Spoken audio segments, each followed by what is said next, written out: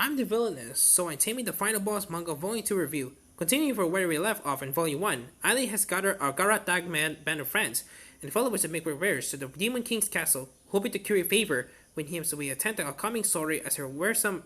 escort. While things initially go to plan, the emergence of threatening letters addressed to Prince Cedric's new fiancée, Lilia, supposedly from Aileen herself, throw a spanner in the works, particularly when Lilia suddenly disappears, falsely accused of Lilia's abduction, and facing the threat of arrest. Ali must now find the culprit behind it all and clear her name before it's too late. It's a bit of a slow start to this volume until we get to the juicier political side of things, as we have to sit down a pretty elongate round of introductions at the opening chapter for the news side characters, which sets the scene for this part of the story. While all the new faces are pretty fun, it's Isaac who proves most critical to the plot as he joins an Eileen scheming to sweep the imperial court with a new cosmetics business. As an aristocrat and Eileen's brilliant friend from the academy, he has both the smarts and the connections to get the new skincare products and makeup into the hands of influential women, while helping to provide the funds to the guys, making them look and Quartz, a doctor and a herbalist who run a pharmacy and clinic for the lower classes.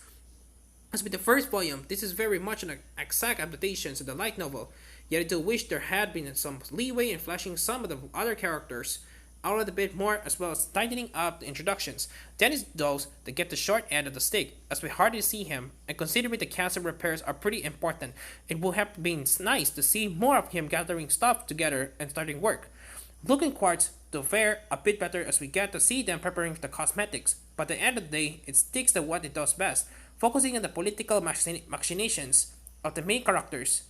While it's surprising to hear, Jung is not quite the exact adaptation you thought it to be,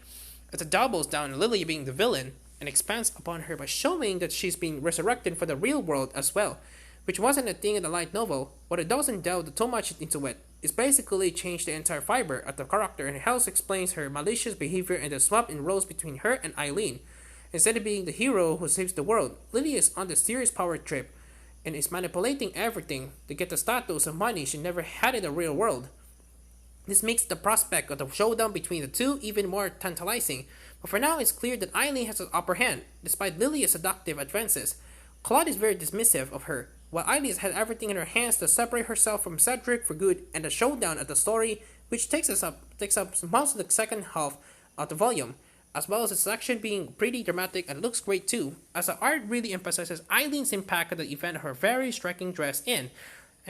it's in the first volume. I think Uncle Yozo takes those initial character designs and does a great job for bringing them to life. It's also cute enough to work in the comedic moments too, which are also a highlight in this volume outside of the politics, as you see Eileen and Claude slowly coming together in a sweet yet sometimes chilling romance.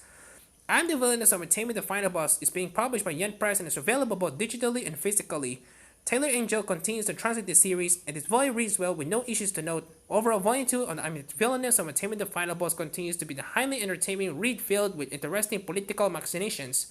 and cute moments between the two leads. It is, however, mostly a word-for-word adaptation of the light novel, while I think could have deviated from it further. It does at least make one surprising change that I'm hoping will pay off as we approach the source material's climax in the manga's third and final volume. 8/10.